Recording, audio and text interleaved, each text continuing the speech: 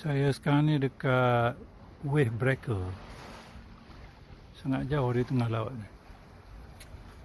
Tapi kerana air surut, saya boleh berjalan ke Wave Breaker. Kalau tidak ni, sangat jauh.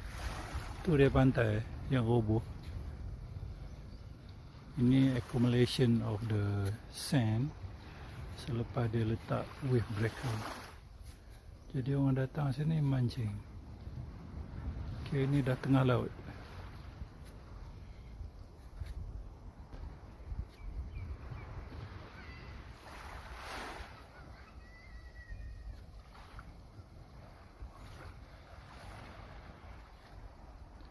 Sangat healing ya.